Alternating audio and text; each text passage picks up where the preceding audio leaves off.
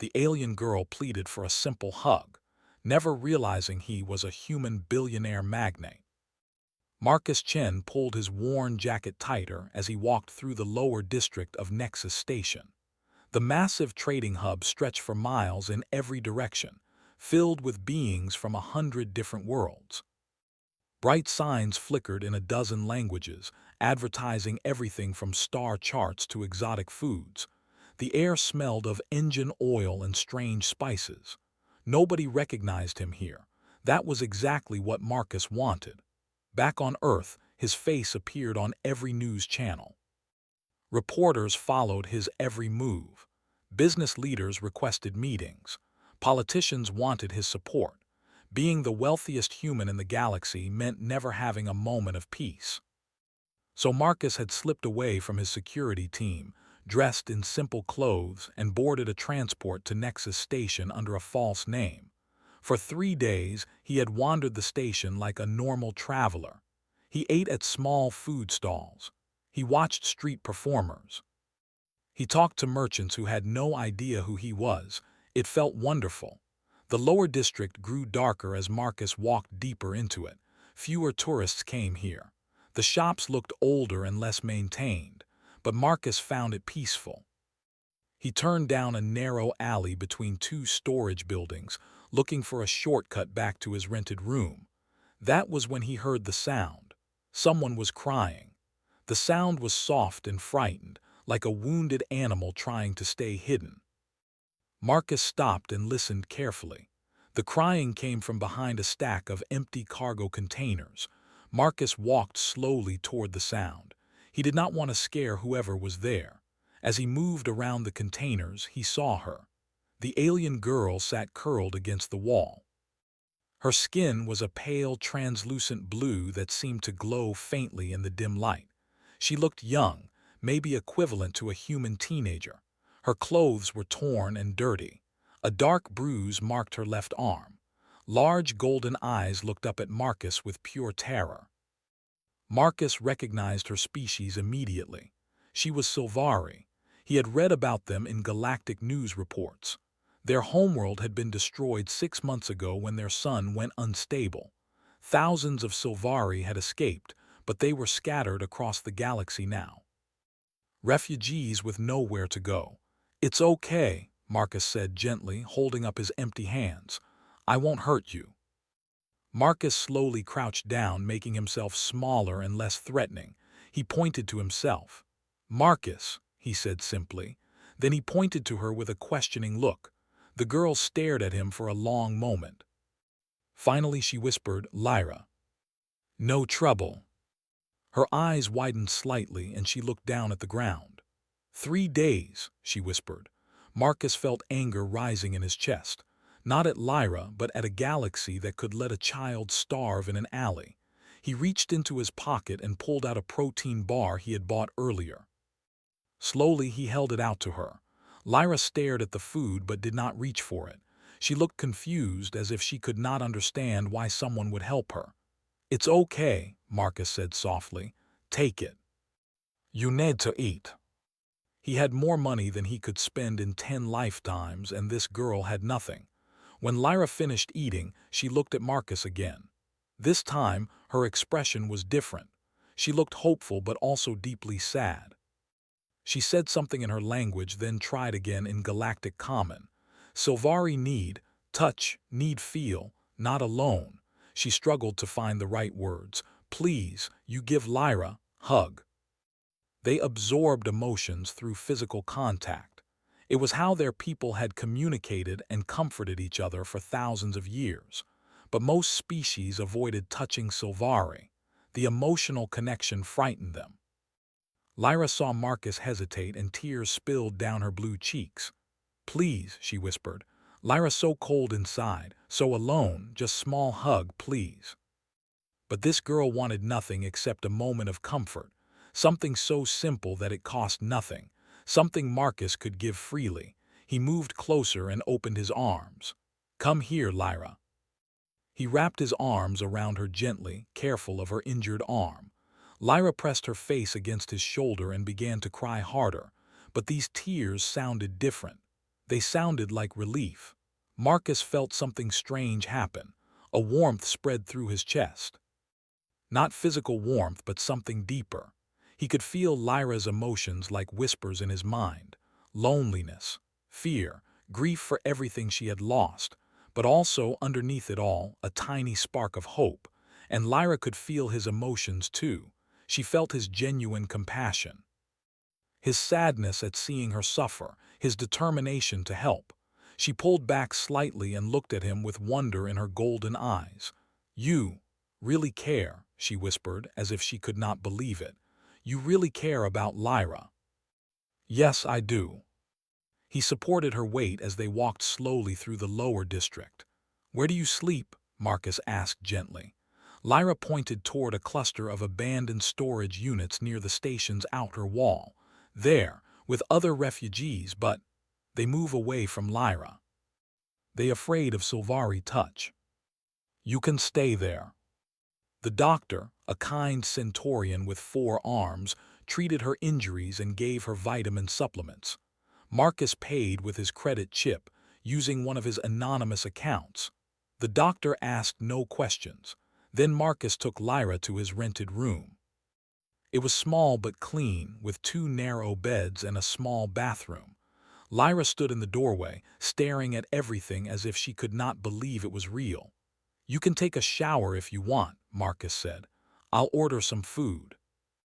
Marcus heard the water start running. He used his datapad to order a variety of foods from a nearby restaurant. He was not sure what Sylvari ate, so he ordered many different things. When Lyra came out, she looked different. Her blue skin glowed brighter now that it was clean. She had wrapped herself in a towel, looking uncertain. Marcus had laid out some clean clothes on her bed. They were too big for her, but they would work until he could buy proper ones. "The food will be here soon," Marcus said. "Get dressed and rest if you want." That was true, but it was not the whole truth. "I work with manufacturing and technology," he said carefully. "I help create things people need. You have credits for doctor and food and room." She told Marcus about her homeworld, about the beautiful crystal cities where Sylvari had lived. She described how her people would gather in large groups, holding hands and sharing emotions, creating what they called harmony songs. "Sylvari are strongest together," she explained. "When alone we become dim like light going out."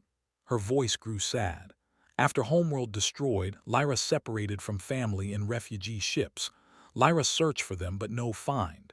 Station authorities say Lyra just vagrant. They want send Lyra to detention center. Each morning, Marcus would go out to buy supplies and gather information. He discreetly contacted refugee services, searching for other Sylvari survivors. Lyra stayed in the room, afraid to go outside where station authorities might find her. But in the evenings, they talked. Marcus told Lyra stories about Earth, about oceans and mountains and cities. He talked about his childhood, about learning to build things with his hands. He carefully avoided mentioning the size of his company or his wealth. To Lyra, he was just Marcus, a kind human who had helped her when nobody else would. Lyra slowly came back to life. Her skin glowed brighter. She smiled more often. Sometimes she would ask Marcus for a hug, and he always said yes. Through those moments of contact, they shared emotions without words. Marcus found himself feeling peaceful in a way he had not felt in years. But Marcus knew their peaceful time could not last forever. On the 5th day, Marcus returned to the room to find Lyra looking worried. "Something wrong?" he asked. "Station patrol came by today," Lyra said quietly. "They knocked on door, asked questions to neighbor. They looking for unregistered refugees." He had been trying to keep a low profile, but clearly someone had noticed his activities. He had been buying medical supplies and food regularly. He had been making inquiries about Sylvari refugees. In a place like Nexus Station, such behavior attracted attention. "We need to be more careful," Marcus said. But that night, something happened that changed everything. Marcus was using his datapad to check some business matters back on Earth. He had been away for over a week, and his executive team was growing concerned. He sent them a brief message saying he was fine and would return soon. He did not notice that Lyra had woken up and was watching him from her bed. She saw the datapad screen reflected in the window. She saw the company logo. She saw the messages addressed to Mr. Chen, CEO, the richest human in galaxy. Marcus heard the word Chen being repeated. He heard the sound of running feet. The door burst open. 3 station security officers rushed in, followed by 2 people in expensive suits that Marcus recognized immediately. They were from his own security team. Mr. Chen, thank goodness we found you, one of the suited men said. Sir, you've been missing for over a week. The entire company has been worried sick. We need to get you back to Earth immediately. News reporters were pushing forward, trying to get a view into the room. Flashes went off. Questions were being shouted. Is it true you've been living in the lower district? Chen, why are you here? She thought everything had been a lie. Lyra, Marcus said, trying to reach her, but his security team was pulling him toward the door. Sir, we need to leave now. This situation is becoming a security risk. She had tears streaming down her blue face. Then the crowd of people swept him out into the hallway, and the door closed between them. Marcus stood in the executive suite on the upper level of Nexus Station. His security team had brought him here immediately after the chaos in the lower district. The suite was filled with his corporate advisors, lawyers, and public relations specialists. They had all arrived within hours of finding him. Mr. Chen, we need to discuss the situation, his chief advisor, Margaret, said firmly. She was a sharp woman in her 50s who had worked for him for 15 years. The media is having a field day with this story. Images of you in the lower district are everywhere. People want to know why the wealthiest man in the galaxy was living like a common traveler. There's someone I need to talk to. People are wondering if this was some kind of publicity stunt. Shareholders are nervous. Your sudden disappearance caused stock prices to drop. We need you back on Earth, back in control, showing everyone that Chen Industries is stable. Somewhere down in those lower levels, Lyra was alone again, probably frightened, definitely confused about why he had not been honest with her. I'm not leaving until I fix this, Marcus said quietly. His communications director stepped forward. Mr. Chen, with respect, there's nothing to fix. You helped a refugee, that's admirable. We can spin this positively, but continuing to involve yourself will only create more problems. The girl is a station matter now. Let the authorities handle it. Her name is Lyra, and I'm not leaving her to the authorities. According to station intelligence, a crime syndicate called the Obsidian Chain has taken interest in the situation. They've identified the Silvari girl as an empath. They're planning to capture her. What do they want with her? They use them to detect lies during negotiations, to manipulate business rivals, to gain advantages in every dealing. A young Silvari empath would be worth millions to the right buyer. We already tried. Station security is understaffed in the lower district. They can't provide protection for every refugee. And honestly, Marcus, if you get more involved, it will look like you're using your wealth to interfere with station operations. The political fallout could be severe. I know it sounds harsh, but you can't save everyone. You're the CEO of a massive corporation. Thousands of people depend on the jobs you provide. Millions of shareholders depend on your leadership. You have to think about the bigger picture. He thought about all the times he had made difficult business decisions, all the times he had chosen profit over compassion, because that was what CEOs were supposed to do. All the times he had convinced himself that creating wealth was the same as creating good. But then he thought about Lyra's smile when he had given her that first protein bar, the way she had felt in his arms when she asked for a simple hug, the hope in her voice when she talked about finding her family. "No," Marcus said firmly. "I've spent my whole life thinking about the bigger picture, making decisions based on numbers and projections and market analysis. But Lyra isn't a number, she's a person. And if I walk away now, what does that make me? And responsible to your stakeholders. Well, not this time. If you do this, if you use company resources for a personal rescue operation, the board will have questions. Shareholders will be furious. You could face serious consequences. Call the board. Tell them I'm using my authority as CEO to authorize a humanitarian operation. If they don't like it, they can vote me out." But for the first time in years, he felt like he was making the right choice. His security chief finally nodded. "If you're serious about this, sir, we need to move fast. The Obsidian chain doesn't waste time. They could already be making their move." "Then let's go." Everything is business to him.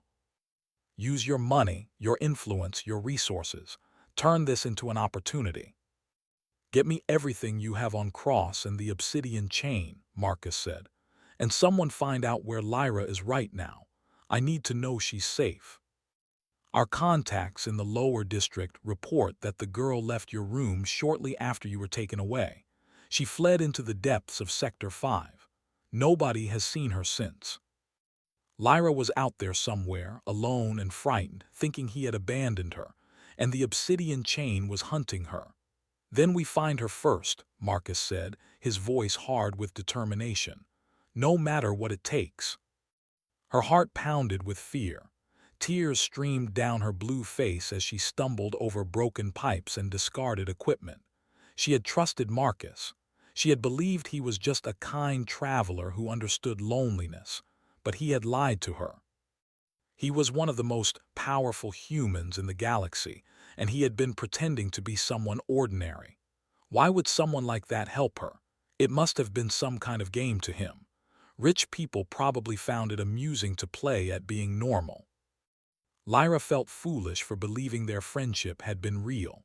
She turned a corner and pressed herself against the cold metal wall, trying to catch her breath. The lower sectors were dangerous at night. She knew she should find somewhere safe to hide, but where? She had no friends here, no family. She was completely alone again. "Well, what do we have here?" a rough voice said from the shadows. Lyra spun around. 3 figures emerged from the darkness. They were not human. The one in front was tall and covered in dark scales. His eyes glowed red in the dim light. Behind him were 2 others, heavily armed. "A little Sylvari, all alone," the scaled one said with a cruel smile. "You must be the one everyone is talking about, the one who caught the attention of Marcus Chen himself. Please leave Lyra alone." Through the physical contact, she felt his emotions: greed, cold calculation, no compassion at all. She struggled, but he was too strong. "Put her in the transport," Cross ordered his companions. "The buyers are waiting." They were losing her trail. "Sir, we're getting a signal," his security chief said suddenly. "Someone is using an unauthorized transport in Sector 7. Could be the Obsidian chain." "How fast can we get there?" They were criminals, yes, but they operated like a business. Everything was about profit. If Marcus could offer something more valuable than what Cross would get from selling Lyra, there might be a chance. They reached Sector 7 and burst into the main warehouse district. Marcus's security team fanned out, searching. Then they heard a sound, a girl crying out in fear. "There," Marcus pointed toward a large building at the end of the row. They ran toward it. Inside the building, Cross had Lyra in a small room. She was locked in a cage, sobbing. Cross was speaking into a communicator, finalizing the sale to his buyers. The door exploded inward. Marcus strode in, followed by his security team. Their weapons were drawn and ready. Cross looked up calmly. He did not seem surprised or worried. "Marcus Chen," he said smoothly. "I was wondering when you would arrive. Your concern for this little refugee is quite touching. Very bad publicity for a man in your position. Besides, I have weapons too. People could get hurt, including your little friend." Despite everything, he had come. "What do you want?" Marcus asked Cross. "What I want is to complete a very profitable transaction," Cross said. "This Sylvari will sell for 3 million credits. That's excellent money. Release her, and I'll transfer the credits right now." Then he said, "What if I offered you something better than 6 million credits? What if I offered you a way to go legitimate?" He switched into the mode he used for business negotiations. "You're a smart operator, Cross. You've built a profitable organization, but you're always one step away from station authorities shutting you down. You operate in shadows, which limits your growth. What if I offered you a contract? I need someone to manage logistics, security, housing, and transportation. Someone who knows how to operate efficiently in difficult conditions. Someone who has connections throughout the station underworld and can negotiate with different factions. You're offering me a legitimate job. You would have legal protection, legitimate income, and room to grow without constantly looking over your shoulder. Resources get wasted, and you still only get 3 million credits from selling Lyra. Is that really the smart play? You would really trust someone like me with that kind of operation? You're doing all this for one refugee girl. Why? You're free to go." "You came back," Lyra whispered. "You really came back for Lyra. If they're as good as you say, you have a deal." "Chen, I'm sorry I didn't tell you the truth about who I am. I should have been honest from the start." "You were honest about what mattered," she said quietly. "You were honest about your heart." But these were not the usual profit statements and market analyses. These were updates from the Sylvari Resettlement Initiative. Cross had kept his word. His organization, now called Nexus Logistics and Security, had transformed completely.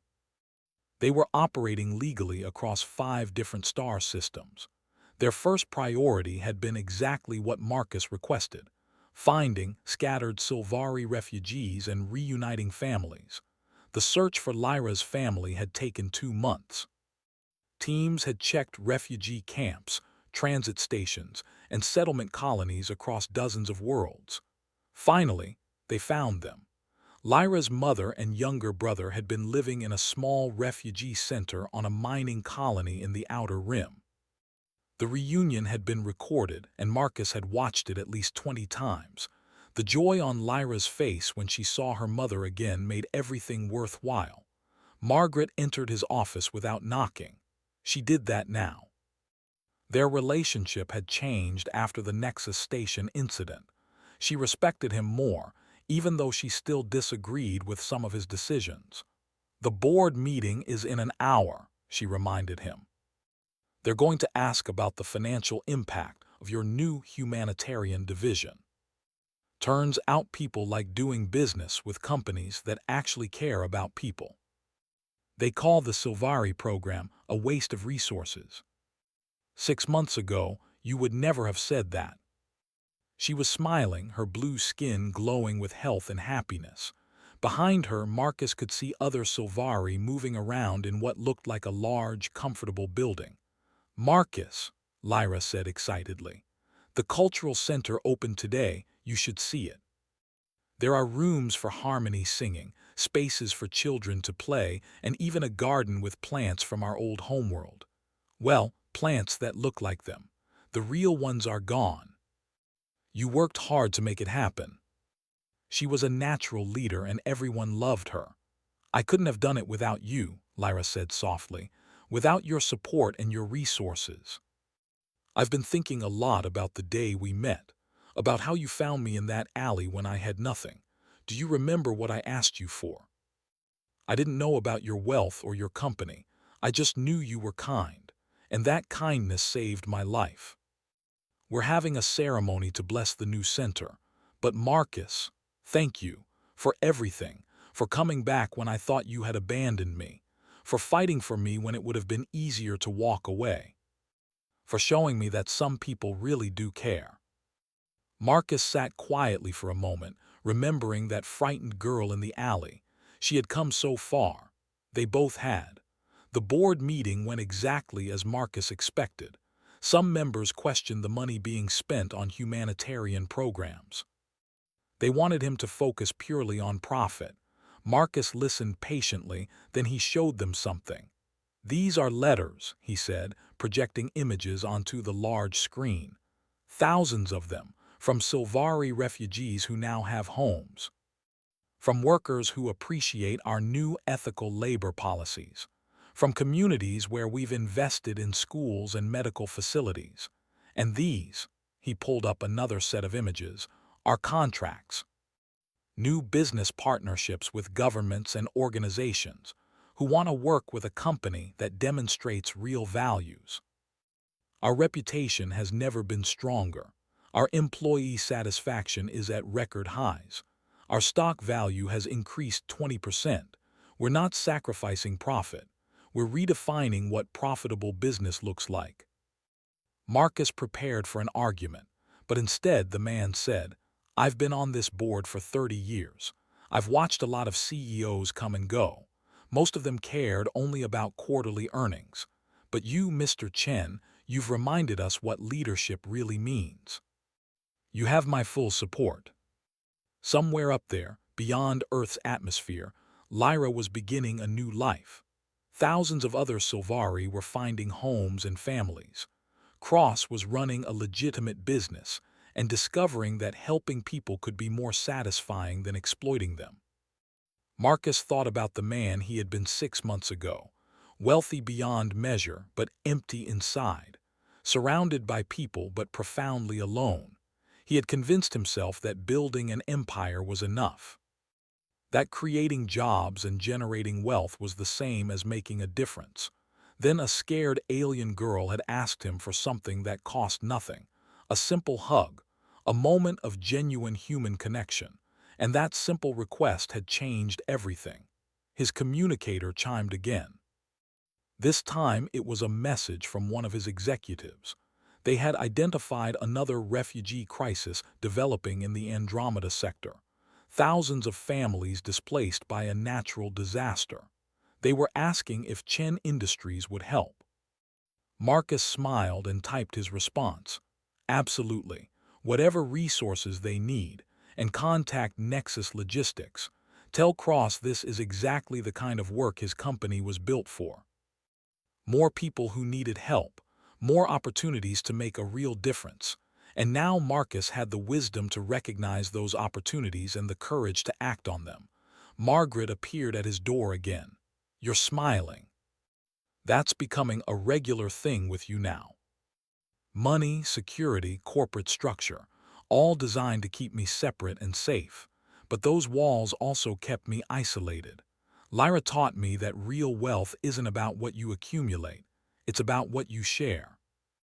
The media is calling you the people's billionaire now. They say you're starting a trend among wealthy individuals to focus on humanitarian work. It's investment in our shared future. Lead the way, boss."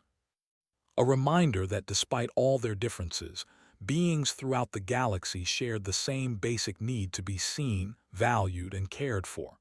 Marcus had given Lyra that hug, and in return, she had given him something far more valuable. She had given him purpose. She had shown him that the measure of a person wasn't in their bank account or their corporate title. It was in their willingness to reach out to someone in need. As Marcus stepped out into the bright afternoon, he felt lighter than he had in years. He was still one of the wealthiest humans in the galaxy, but now he understood what that wealth was really for. Not to build higher walls or bigger empires. It was to build bridges, to create connections, to ensure that no one, human or alien, would ever have to sit alone in an alley, afraid and forgotten, pleading for something as simple as a hug. And that, Marcus realized, was the greatest investment he would ever make. The end.